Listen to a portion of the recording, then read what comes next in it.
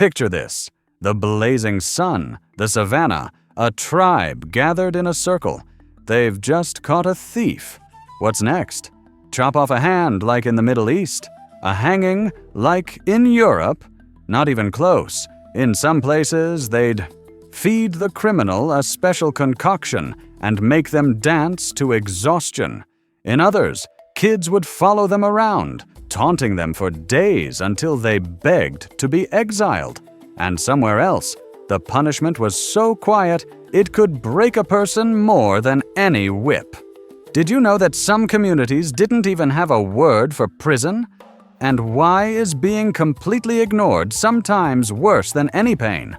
Want to find out where criminals were forced to talk to ancestral relics and what happened if they kept silent? Stick around. We're about to dive into some practices that make the modern penal code look like child's play. You won't want to miss this. Let's kick things off with the most unusual one: social death. The Yoruba people of West Africa had a practice that modern psychologists would call absolute ostracism. Imagine you've committed a serious crime, stolen your neighbor's livestock, or insulted an elder, and then, suddenly, people stop seeing you.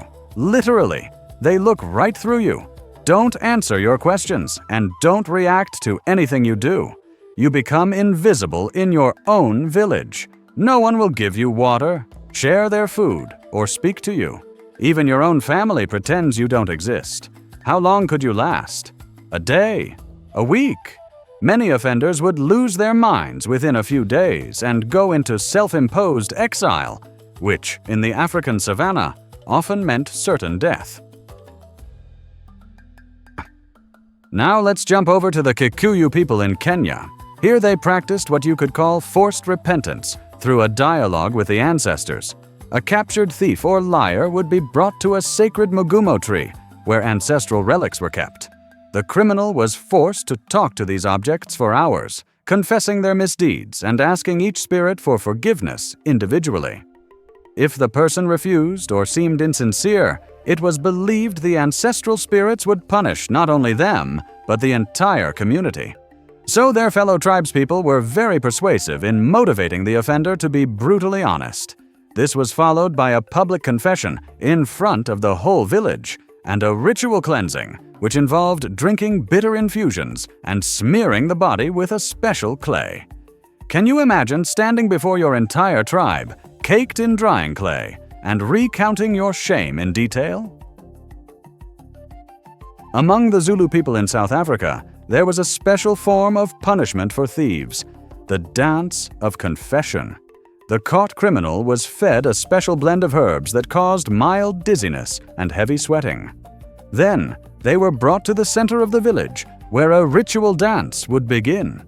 The offender had to dance to the point of complete exhaustion, continuously shouting the details of their crime. The tribe would stand around, clapping, and asking questions that had to be answered without stopping the dance. This could go on for hours, sometimes even for days. If the person collapsed from exhaustion before the community deemed their debt paid, the punishment would get even harsher. Now, picture this. It's 40 degrees Celsius in the shade. You've been dancing for 6 hours straight. Your body is screaming at you, but you can't stop. A particularly interesting approach to punishment was found among the Ashanti people in modern-day Ghana. They practiced what could be called a children's court. For minor offenses, an adult would be handed over to the kids.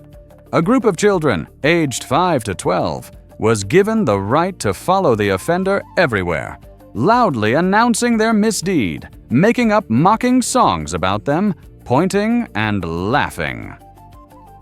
Imagine this: you're a respected person, and a mob of kids is trailing you, singing, "Here comes the thief who stole Uncle Kofi's goat. Look how dumb he is. He couldn't even steal a goat right." And this would go on day after day, week after week.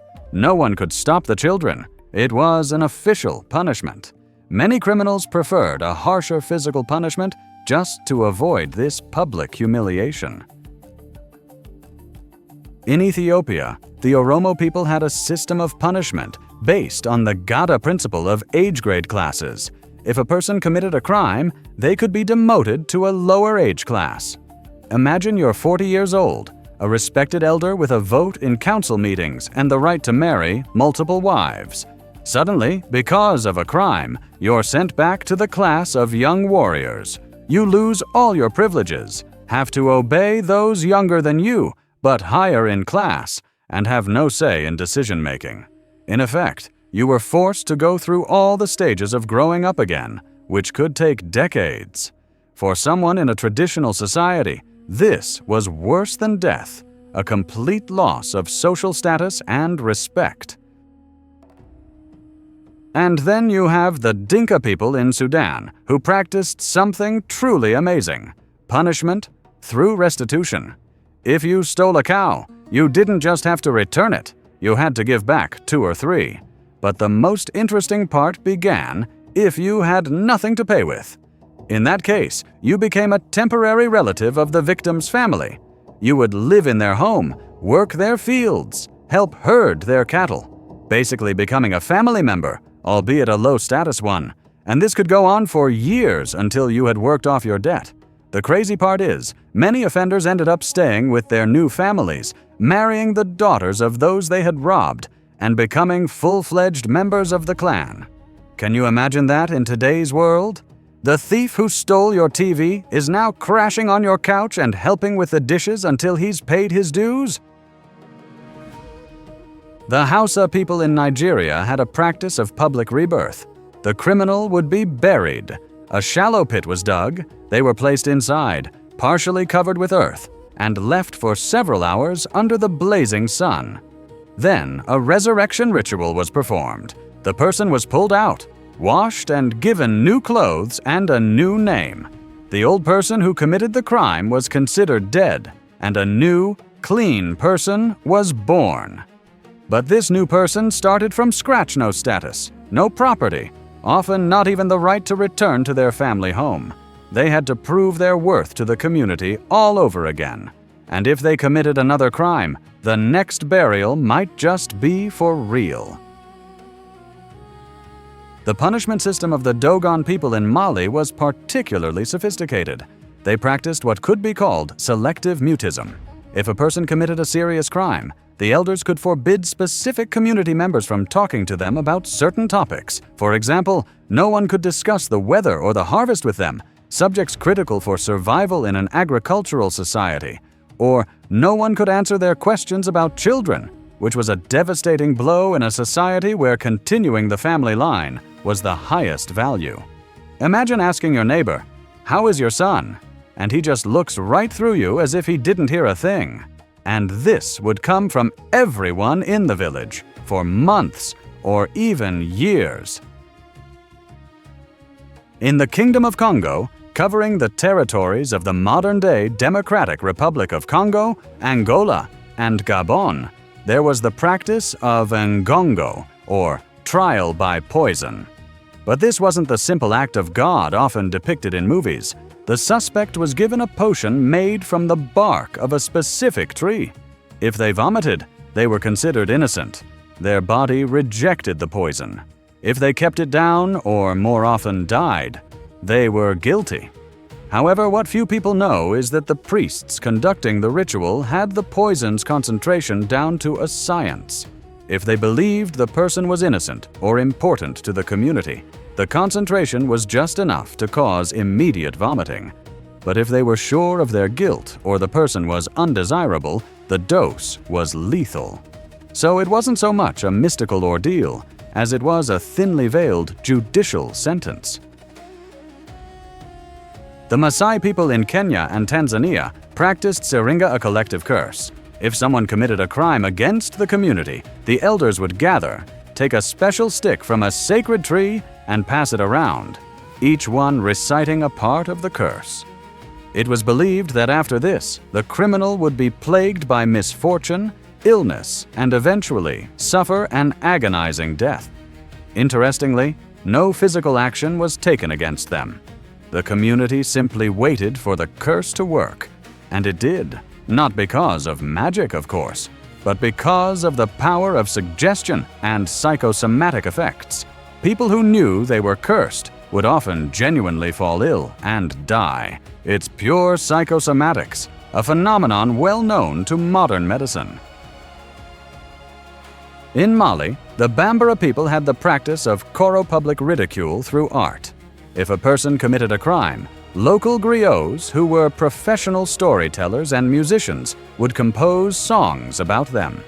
These songs mocked not so much the crime itself, but the stupidity and clumsiness of the criminal. They were performed at every festival and gathering, and the offender was required to be present and listen. What's more, these songs became part of the griots' repertoire and could be sung for years, even after the criminal's death, becoming part of the local folklore. Imagine your one foolish mistake or moment of weakness immortalized in a folk song that your grandkids and great-grandkids will be singing. The Fulbe people, nomads of West Africa, practiced sham temporary exile with a change in appearance. An offender wasn't just banished from the community, their appearance was altered beforehand. Their head was shaved in a specific pattern, their face was painted with indelible colors, and sometimes they were even given small scars. This served two purposes. First, other communities would immediately recognize them as an exiled criminal. And second, even after returning, usually after a year or two, the person would bear the marks of their punishment for some time.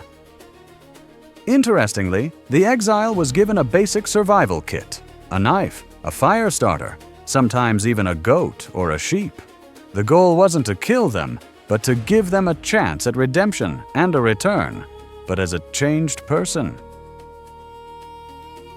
To sum up, the punishment systems in traditional African societies were incredibly diverse and often far more psychologically complex than the simple physical punishments common in Europe during the same period. They were aimed not so much at inflicting pain or isolating the offender, but at reintegrating them into society, restoring broken social bonds, and compensating for the damage done. Many of these practices contain ideas that are only now beginning to enter modern penology restorative justice, mediation, and community service instead of prison sentences. What's particularly interesting is that most of these punishments worked precisely because African societies were collectivist. A person couldn't imagine themselves outside of the group, and social rejection was more terrifying than physical pain. In our individualistic society, many of these punishments simply wouldn't work, which says less about the punishments themselves and more about the fundamental differences in how our societies are structured. So, what do you think? Could any of these practices be adapted for the modern world? Would it be more effective to have criminals repay their victims through labor instead of sending them to prison? Or could public confession and repentance work better than anonymously serving time? Share your thoughts in the comments. I'm genuinely curious to know what you think about these alternative approaches to justice. If you enjoyed this journey into the world of African traditions of justice, don't forget to hit that like button and subscribe to the channel. Every like helps this content reach others who are interested in real history, not Hollywood cliches. Ring that notification bell so you don't miss the next video. We'll be diving into another unexpected side of ancient civilizations that they rarely talk about in textbooks. And in the meantime, remember that every system of justice reflects the values of the society that created it. And maybe by studying others' approaches to punishment, we can better understand not only them, but ourselves. Because in the end, justice isn't a universal constant, but a mirror reflecting the soul of a people.